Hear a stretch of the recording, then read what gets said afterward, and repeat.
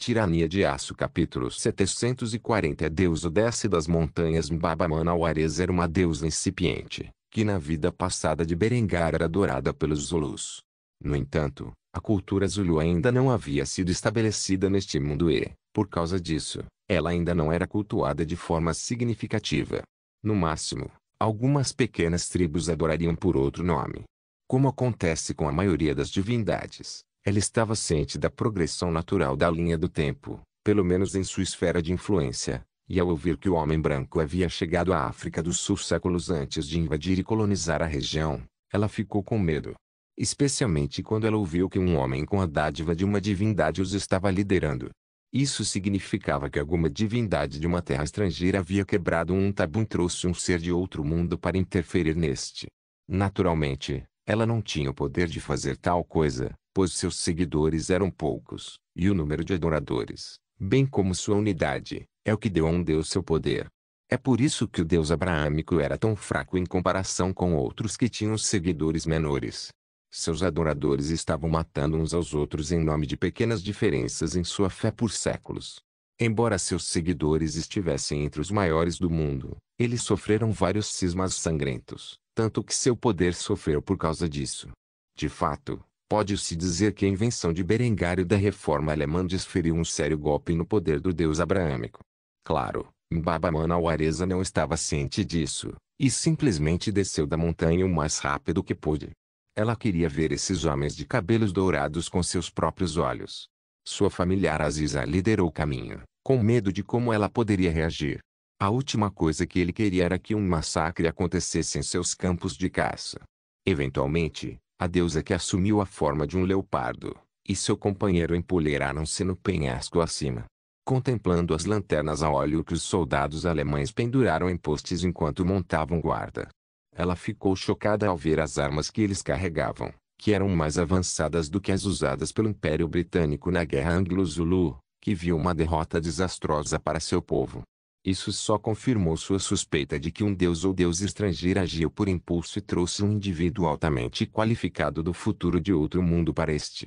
Não havia muitas divindades nos dias de hoje com o poder de fazer isso. A deusa africana não tinha conhecimento do panteão germânico, ao contrário da grande deusa de Teotihuacan que era uma deusa do submundo, e assim sabia sobre as diferentes vidas após a morte e os panteões a que pertenciam. Mbaba-Mana-Waresa era uma deusa da fertilidade, e naturalmente desconhecia qualquer coisa fora de sua esfera de influência. Ela só podia olhar com espanto para esses homens. No entanto, ela não viu o homem de um olho que Aziz havia falado e por causa disso, ela rapidamente o repreendeu. Onde ele está? O homem de um olho com a benção. Aziza imediatamente revirou os olhos. Esta jovem deusa ainda não havia aperfeiçoado os poderes que ela tinha atualmente, caso contrário ela seria capaz de detectar seu alvo de uma grande distância como ele era capaz. Não admira porque ela precisava de um familiar. Em vez de repreender a mulher por sua falta de poder, o leopardo apontou para a tenda em que Berengário estava dormindo com a pata. Um sorriso vicioso apareceu no rosto felino de Mbaba-Mana-Waresa quando ela invadiu furtivamente o acampamento, descendo da borda para uma árvore abaixo, antes de manobrar habilmente através das abas da tenda de Berengário. Ela olhou para o homem enquanto ele dormia, e a bela mulher ao seu lado. Ela havia encontrado seu alvo. Se ela pudesse eliminar este homem, então talvez pudesse impedir quaisquer planos que ele tivesse para esta terra e seu povo. Mbaba-Mana-Waresa ainda estava na forma de um leopardo e subiu lentamente no futon onde Berengar atualmente dormia. Ela acabou pressionando o rosto contra o dele, mantendo distância suficiente para evitar o contato físico. No entanto, uma coisa que ela não levou em conta foi sua respiração, que agrediu as narinas de Berengário e o acordou de seu sono. O Kaiser olhou para o leopardo que estava olhando diretamente em seus olhos com um lampejo de surpresa. Ele estava procurando por um leopardo todo esse tempo, e ainda assim conseguiu entrar em sua tenda. Por sorte, ele acordar também assustou Mbaba-Mana-Waresa, então ela teria rasgado sua garganta antes que ele pudesse reagir. Em vez disso, Berengar instantaneamente agarrou seu rifle, que estava ao lado de seu futum, e conseguiu bloquear o ataque da mulher. Mbaba-Mana-Waresa olhou em choque enquanto mordia a coronha de madeira do rifle com toda sua força. A deusa era inexperiente em combate e continuou a agarrar o rifle, pensando que poderia mordê-lo. Isso deu a Berengário tempo suficiente para usá-lo como ponto de apoio e lutar com o leopardo abaixo dele. Foi só depois que Mbaba Manauareza se viu presa sob o Kaizenu que ela percebeu quanto havia estragado tudo. Ela rapidamente soltou o rifle com as mandíbulas, o que só permitiu que Berengar usasse sua coronha como arma enquanto a esmagava contra seus dentes.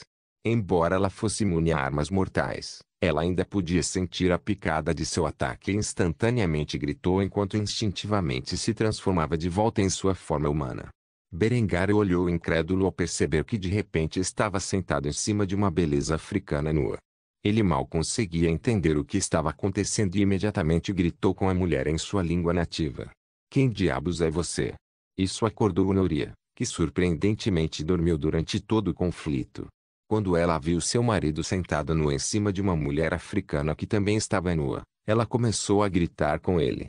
Que diabos está acontecendo aqui? Berengário não sabia explicar a situação, nem sabia o que fazer agora que tinha a mulher presa.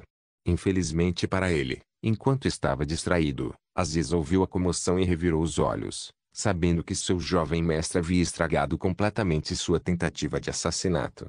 Imediatamente forçou a entrada na tenda, onde mordeu o braço de Berengário. Berengário gritou de agonia enquanto tentava arrancar as mandíbulas da fera de cima dele. No entanto, a fera estava determinada e mordeu ainda mais o bíceps de Berengário. Isso deu a Mbaba Manauareza a oportunidade de que precisava para fugir, e ela rapidamente mudou de forma de volta para um leopardo e pulou para fora da tenda. Berengar estava prestes a esfaquear sua baioneta no olho do leopardo quando a fera o soltou e correu em direção ao seu mestre. Depois de ser libertado das mandíbulas do leopardo, Berengário estremeceu de dor, enquanto Núria gritava pelo médico mais próximo. Médico! Ajuda! O médico que acompanhou a festa acordou de seu sono ao ouvir esses gritos e correu para a tenda do Kaiser com seu kit na mão. Ele imediatamente diagnosticou o problema e começou a fazer um curativo na ferida. Como médico de campo veterano, ele sabia como parar o sangramento de perfurações e lacerações, e fez o possível para garantir que a ferida de Berengário fosse higienizada e selada. Sinceramente, Berengário saiu com facilidade. Se o leopardo quisesse, poderia ter rasgado seus bíceps. No entanto, tudo o que queria fazer era tirar Berengário de seu mestre e, assim, apenas perfurar seu braço. Com tratamento suficiente, Berengário se recuperaria completamente. O que precisava acontecer agora era garantir que ele não contraísse uma infecção. Enquanto Berengar estava sendo tratado, Mbaba Manauareza e Aziza fugiram de uma grande distância. Foi somente depois de terem corrido alguns quilômetros de distância, e assegurado que eles não estavam sendo seguidos, que a mulher mudou de forma de volta à sua forma humana e amaldiçoou alto. Puta merda, que diabos! Como eu estraguei tanto isso? Eu deveria ter arrancado sua garganta com meus dentes quando eu tive a chance. Eu sou tão estúpido. A deusa africana andava de um lado para outro enquanto pensava em tudo o que havia acontecido enquanto murmurava sua confusão em voz alta. Ela parecia estar concentrada no fato de Berengar estar nu, particularmente do tamanho de seu membro. Eu vi tudo. Coisa dele. Foi bem na minha cara. Eles deveriam ser tão grandes. O que estou pensando mesmo? Vou matar o bastardo na próxima chance que tiver. Aziz olhou para seu mestre como se ela fosse uma idiota antes de rugir alto. Evidentemente, o que quer que ele tenha dito ofendeu a deusa quando ela imediatamente chutou o leopardo e o repreendeu. Não ouse me insultar. O familiar deu à luz quando foi chutado para o lado, antes de tirar a poeira e dar uma expressão indiferente ao seu mestre. Depois de fazer isso, ele se afastou, deixando Mbaba Manauareza sozinha enquanto lutava para compreender tudo o que havia acontecido em tão pouco tempo. Ao ver que ela havia irritado Aziza, Mbaba Manauareza o chamou. Aziza, não seja assim. Volte aqui. Infelizmente para a deusa, era tarde demais para se desculpar. A besta precisava de algum tempo sozinha depois de ser tão maltratada. Ele sovou a bunda da mulher, e ela respondeu chutando-o. Ele tinha coisas melhores para fazer do que entreter as birras mesquinhas de uma deusa incipiente. Assim, ambas as partes no incidente ficaram se perguntando o que diabos aconteceu após o fato. Tirania de Aço capítulo 741 Lute até o último. Berengar estava sentado dentro da tenda médica, de volta à base operacional avançada que havia sido estabelecida na costa da África do Sul. Seu bíceps direito havia sido perfurado pelos dentes afiados do leopardo altamente inteligente e agora estava sendo tratado pelos médicos que acompanharam a expedição alemã. Depois de sofrer o ataque, Berengar e seu grupo de caça foram forçados a recuar para a costa. Ele ainda estava confuso depois do que havia acontecido na noite anterior. No entanto, o que mais o incomodou foi que das milhares de vidas e suas possibilidades que ele percebeu quando bebeu do poço do Norne, nenhuma delas exibiu esses eventos que acabaram de ocorrer. A razão para isso foi porque, embora Berengário pudesse ver muitas das possíveis linhas do tempo que poderiam ocorrer como resultado de suas ações, ele não conseguiu ver informações sobre divindades ou outros reencarnadores. Isso, combinado com o fato de que a mulher africana era um metamorfo, levou Berengário a acreditar que ela era uma divindade local. No entanto, ele estava confuso sobre por que ela era tão hostil com ele. Foi por causa da aldeia que ele massacrou? Ela era sua divindade local. Se fosse esse o caso, então ele retaliaria rápida e decisivamente. Um ataque à sua vida, de quem quer que fosse, era algo que Berengário não levava a sério. Em tempos passados, haveria sérias repercussões por fazê-lo. No entanto, como ele havia respondido então empalideceria em comparação com a vingança que ele tinha em mente neste momento. O médico dos campos prescreveu-lhe antibióticos para combater uma infecção, e certificou-se de que a sua ferida fosse limpa e devidamente enfaixada. O braço foi colocado em uma tipoia, afinal, ele mal conseguia usá-lo sem causar mais danos ao apêndice. Este não era um bom aspecto para o moral e, por causa disso, Berengário precisava de um bode expiatório para decretar sua vingança. Naturalmente, ele não podia informar seus homens sobre a natureza sobrenatural de seu agressor. Em vez disso, ele só podia culpar as tribos locais. Assim, depois de se certificar de que estava em condições de fazer um discurso, Berengário saiu da tenda médica, onde contemplou os milhares de soldados que participaram nessa expedição. Eles se reuniram do lado de fora da tenda esperando notícias sobre seu imperador ferido. Com um suspiro pesado, Berengar anunciou seu estado físico atual e começou a contar como havia sido atacado. O médico disse que com tempo suficiente e fisioterapia, vou me recuperar completamente. Portanto, não se preocupe, seu Kaiser estará de volta em ação em breve. No entanto, estou incomodado. Tenho certeza de que todos vocês estão se perguntando por que esse pode ser o caso. A razão da minha ira é que durante minha jornada pelas montanhas, fui atacado durante o sono por uma mulher selvagem e sua fera domesticada.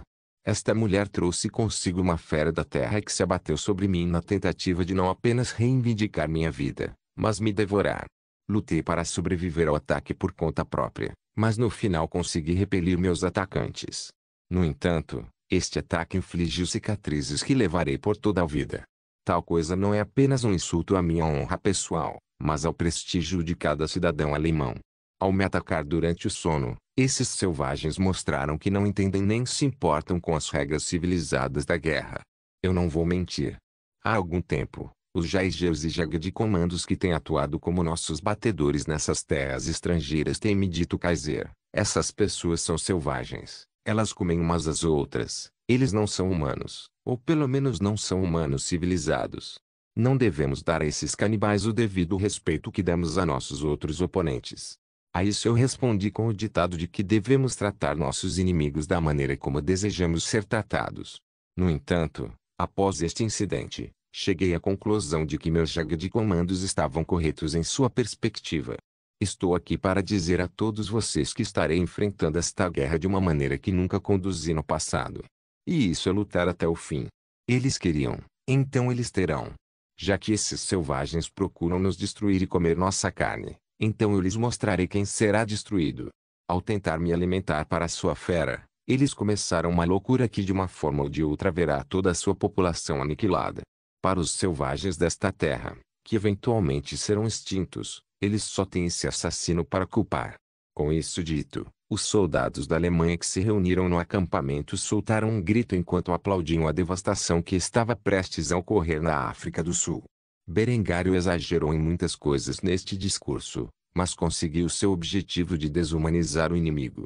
Ele vinha planejando há algum tempo como fazer a Alemanha parecer a vítima deste conflito, e uma tentativa de assassinato não provocada contra o Kaiser enquanto ele acampava pacificamente nas montanhas acabou sendo o incidente perfeito. Embora Berengário tivesse aniquilado uma aldeia anteriormente, essas tribos não tinham linguagem escrita ou história. Eles nunca poderiam apresentar um contraponto ao retrato de Berengário dos eventos no conflito. A história não o julgaria pela limpeza étnica que estava prestes a ocorrer nestas terras, nem o condenaria pelo uso de armas químicas, afinal seus defensores usariam a desculpa de que tais armas eram uma nova tecnologia, e por isso eles eram perfeitamente justificados em serem usados. Depois de voltar para a tenda onde Honori estava com uma expressão preocupada em seu lindo rosto, Berengário sorriu e acariciou seus cabelos chocolate, antes de informá-la que tudo ficaria bem. Eu vou ficar bem. Não há razão para se preocupar. Na verdade, este ataque à minha vida me deu a desculpa perfeita para agir com crueldade excessiva neste conflito. No que diz respeito ao mundo, este foi um ataque não provocado à minha vida. Eles não podem me culpar por ser implacável quando os africanos tentaram me dar de comer um leopardo. Agora podem. Honoria sacudiu a cabeça. Ela conhecia o olhar sinistro no rosto de Berengário. Era a expressão que ele tinha sempre que estava prestes a se envolver em um massacre. Ela só podia suspirar enquanto questionava exatamente o que ele tinha em mente desta vez. O que você pretende fazer com os nativos? Berengário riu ao ouvir isso antes de repreender Honoria por sua curiosidade. Você deveria saber melhor do que se intrometer em meus negócios. No entanto, serei generoso e informarei exatamente o que tenho em mente para esse conflito. Existem novas armas atualmente em desenvolvimento no Royal Kufstein Armory. Pretendo fazer uso desta guerra para explorar as profundezas de quão eficazes essas armas podem ser. Vou empurrar os poucos que sobreviverem ao meu ataque de volta para além do Rio Orange. Isso deve nos dar espaço mais do que suficiente para colonizar essas terras nas próximas décadas. Em sua vida passada, as armas químicas foram rotuladas como armas de destruição em massa e foram proibidas no uso da guerra pela comunidade internacional. Caso alguém quebrasse essa regra, eles seriam imediatamente listados como criminosos de guerra e, sem dúvida, seriam executados após a captura. Verdade seja dita, Berengar tinha informações limitadas sobre quanta destruição as armas químicas poderiam realmente causar. Afinal, eles viram sua maior utilidade na Grande Guerra, mas essa foi uma guerra travada entre pares, que rapidamente foram capazes de criar contramedidas para se proteger contra o novo estilo de guerra. Assim, em sua vida passada, os efeitos desastrosos da guerra química nunca foram totalmente percebidos. Para Berengário, a África do Sul era mais do que apenas um tesouro de recursos naturais. Era uma área onde ele poderia agir com impunidade e conduzir julgamentos para ver quão eficazes tais armas poderiam ser no campo de batalha. Quem quer que fosse essa deusa, ela tinha fodido ao atacar Berengar. Sua ira era algo que ela não podia suportar como uma deusa incipiente de uma cultura que ainda nem existia. A perspectiva dessas novas armas experimentais assustou Honoria, especialmente com a forma como Berengário falava deles. Ela não sabia que dispositivo novo e aterrorizante o homem havia criado, mas o que quer que fosse, com certeza causaria muitas baixas. Ela só podia fazer uma pergunta que apareceu em sua mente. Devo me preocupar com essas novas armas? Berengar sacudiu a cabeça ao ouvir isso e informou a mulher que ela estaria perfeitamente a salvo. De jeito nenhum. Com a criação dessas armas, também desenvolvi contramedidas para garantir que nossas tropas estejam a salvo de seus efeitos. No entanto, sem essas contramedidas, qualquer pessoa que entre em contato com essas armas tem quase a garantia de uma morte brutal. Berengar não sabia que enquanto planejava acumular um estoque de armas químicas para poder expulsar facilmente as tribos sul-africanas da região, os líderes tribais estavam realizando uma conferência sobre como lidar com os alemães que invadiram suas terras. Uma grande confederação africana estava prestes a nascer, e foi o resultado direto da interferência de Berengário na linha do tempo. Tirania de Aço capítulo 742 Sonhos do passado parte 3 Meses se passaram desde que Mizuno Ai começou a frequentar o West Point. Desde então, sua amizade crescente com um jovem chamado Julian Weber estagnou. Embora os dois passassem muito tempo na biblioteca, Julian ainda considerava Ai um incômodo, que constantemente interrompia seu tempo na biblioteca. Atualmente, Julian estava comendo em uma xícara de macarrão para micro-ondas, já que era a única coisa que ele realmente podia comer com seu orçamento. Aí olhou para ele com curiosidade, pois ele parecia apenas tolerar a refeição. Ela não pôde deixar de fazer a pergunta em sua mente. Juliano.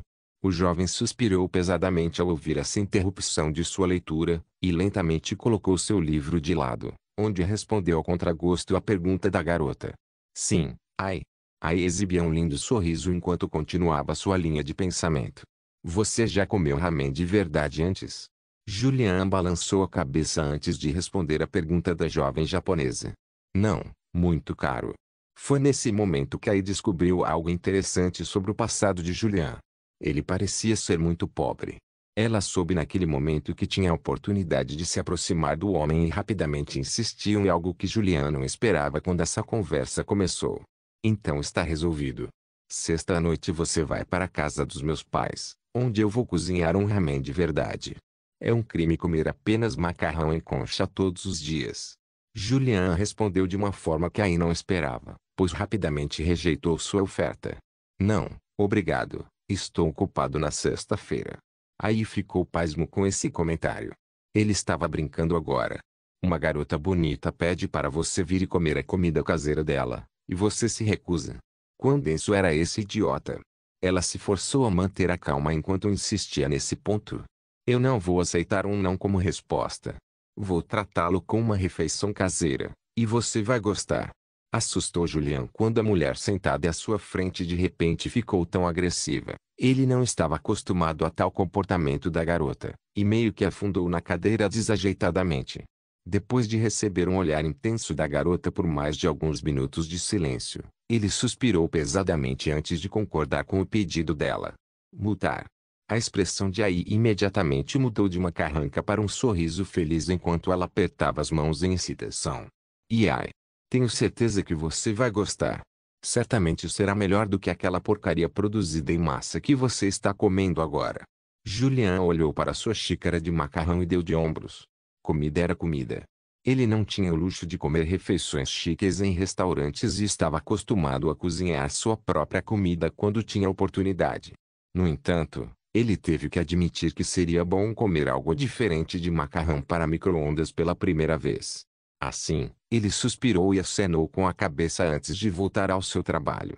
O semana chegou e passou, e finalmente chegou a noite de sexta-feira. Julian havia terminado seu trabalho escolar no início da semana, como de costume, e estava livre para se envolver em qualquer comportamento que escolhesse. Normalmente, ele passaria a noite de sexta-feira na biblioteca, aprendendo sobre algo que o interessasse. No entanto, ele havia sido convidado para a casa da família de uma caloura para que ela pudesse preparar uma boa refeição para ele. O East Point era rigoroso quanto aos arranjos de vida e, como calouro, Ai foi forçado a morar no quartel. Naturalmente, ela não tinha cozinha em seu quarto, nem tinha permissão para receber um membro do sexo oposto. Assim, ela só podia sair no fim de semana e ir para a casa de seus pais, que ficava a cerca de 1 hora de distância na cidade de Nova York. Por sorte, seus pais não estavam em casa neste fim de semana, e ela usou como um momento perfeito para entreter Julian. Freebnovel.cm. Julian chegou à casa da família de Ai exatamente no horário combinado. A garota teve a gentileza de enviar um carro para buscá-lo, e assim ele não precisou gastar seus parcos fundos em uma corrida de táxi até a cidade. Apesar de visitar a casa de uma garota enquanto seus pais estavam fora, Julian não se importou com isso, e certamente não considerou esta noite um encontro de qualquer forma ou forma. Ai, por outro lado, tinha se esforçado ao máximo em sua aparência. Ela escolheu suas roupas mais fofas para usar no dia, penteou o cabelo de uma maneira atraente e colocou a quantidade certa de maquiagem para impressionar. Ela já havia arrumado a mesa para os dois e já havia começado a preparar a refeição quando Julian bateu na porta da casa. Ai vinha de uma família com dinheiro e naturalmente tinha empregados que dispensava à noite para que não informassem seus pais que ela tinha um menino. Quando Julian olhou para a grande mansão, ficou chocado.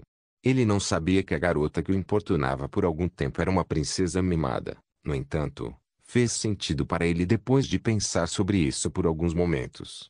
Quando a porta se abriu para revelar Ai, cuja aparência era mais impressionante que o normal, Julian ficou surpreso. Ele acreditava que um mordomo, ou empregada, receberia os convidados em um palácio como este. No entanto, Aí não deu importância a isso e exibiu um lindo sorriso enquanto arrastava Julian para sua casa enquanto fazia uma piada sobre sua chegada. Você está realmente aqui. Bem-vindo à casa da minha família. A sobrancelha de Julian se ergueu quando ouviu isso antes de questionar a garota por sua escolha de palavras. O que você quer dizer? Eu estou realmente aqui. Eu prometi estar aqui, não prometi? Aí apenas mostrou a língua de maneira brincalhona enquanto o repreendia por seu comportamento habitual. Sim, mas eu pensei que com certeza você daria alguma desculpa para que você pudesse desistir do nosso acordo. Estou feliz que você não fez, no entanto. Bem, sinta-se em casa. O ramen está cozinhando e não demorará muito para comermos.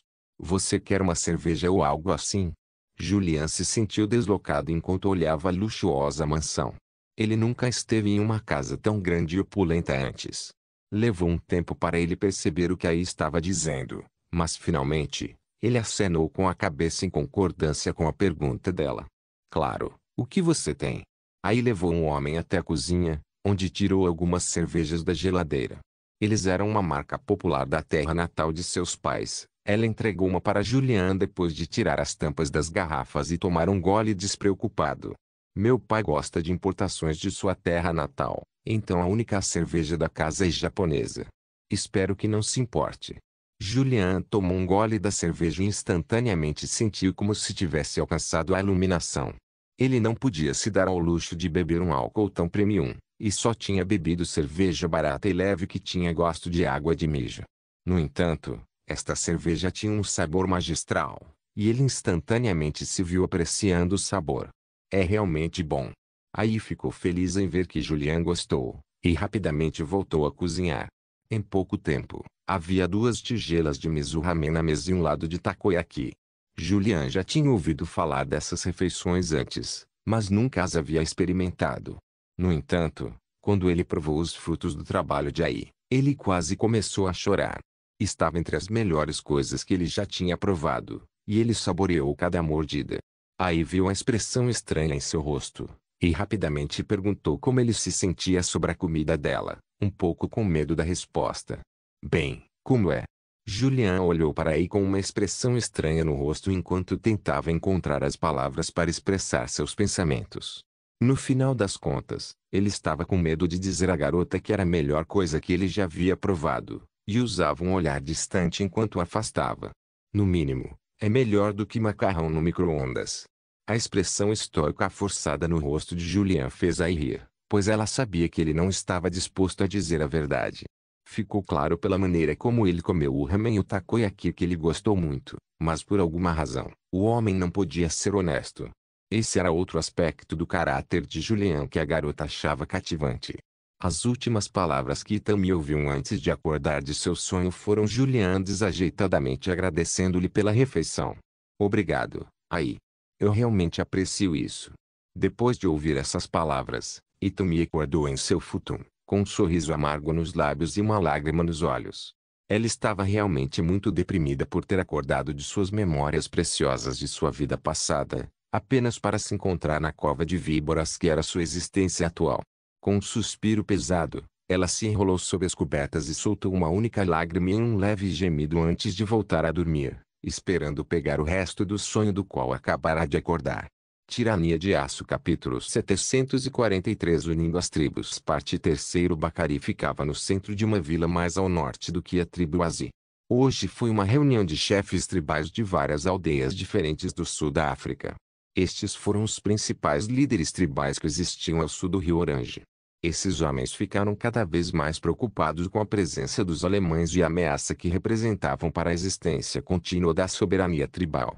Desde que Berengário foi atacado em sua tenda pela deusa local, e seu familiar, ele estava protegendo sua base operacional avançada e expandindo-a para uma colônia militar em grande escala. Equipamentos estavam sendo importados da pátria, e estruturas reais de pedra começaram a acontecer. O vasto forte estelar que estava em construção parecia aos escoteiros africanos algo mais grandioso do que eles jamais haviam testemunhado. À medida que mais navios vinham da pátria, para esta florescente colônia sul-africana, o povo africano começou a ficar cheio de medo. Tanto que agora, Até as mais amargas rivalidades tribais foram deixadas de lado para lidar com esses demônios brancos. Atualmente, o Kusa, líder da tribo Wazi, estava falando sobre as informações que obteve sobre os povos do mar. Esses demônios brancos, embora poucos, têm armas estranhas que são capazes de conjurar trovões e fogo. Que magia foi usada em sua criação, não sabemos. No entanto, eles parecem ser capazes de grande devastação. Eles enviam seus batedores, montados em zebras sem listras, para aterrorizar as tribos mais ao sul. Eles não deixam sobreviventes no rastro de sua destruição. Houve tentativas de atacar seu acampamento por pequenos bandos de guerra, mas eles só se encontraram no desastre. Está ficando cada vez mais claro que, se não nos unirmos, seremos expulsos dessas terras que nossos ancestrais habitaram por muitas luas. Embora o Kusa falasse de unidade e natividade, a realidade era que seu povo não era nativo dessas terras. Os habitantes originais, os Khoisan, foram levados quase à extinção pelos Bantus, que agora habitavam a África Austral em maior número. Era natural que os povos mais poderosos conquistassem e expulsassem os nativos quando o primeiro contato foi feito. Foi assim que a humanidade resolveu tais disputas ao longo de toda a sua história. Com a colonização alemã da região, os alemães trouxeram aos Bantus o mesmo destino que haviam imposto anteriormente aos Khoisan. Naturalmente, os Bantus eram resistentes a esta nova ordem, e por causa disso, havia muitos que se aliaram ao Kusa enquanto ele clamava pela unificação e guerra contra os recém-chegados. Os chefes tribais acenaram com a cabeça e bateram no peito enquanto gritavam em apoio ao Kusa. Morte ao diabo branco. Esta terra é nossa. Esses invasores devem morrer. Bacari ouviu os chefes clamando como eles concordaram unanimemente sobre a guerra como sendo a opção mais viável para resolver sua disputa com os colonos alemães. Bacari falou em nome de sua tribo que já foi aniquilada. Os demônios brancos varreram minha aldeia. Tanto quanto sei, sou o único sobrevivente. Se não trabalharmos juntos, todos terão o mesmo destino. Precisamos de um líder, um grande guerreiro que possa liderar essa coalizão de tribos contra esses demônios brancos. No momento em que Bacari disse essas palavras, os chefes tribais imediatamente começaram a lutar entre si por quem deveria liderar essa coalizão proposta. Um homem particularmente grande que usava a pele de um leopardo levantou-se e se ofereceu para a posição. Eu Ndonsa me recomendo para o cargo de chefe de guerra. Ndonsa tinha uma reputação assustadora entre as tribos ao sul do rio Orange, mas não era o único. De repente, um homem muito menor se levantou de sua cadeira e começou a argumentar que deveria liderar a coalizão.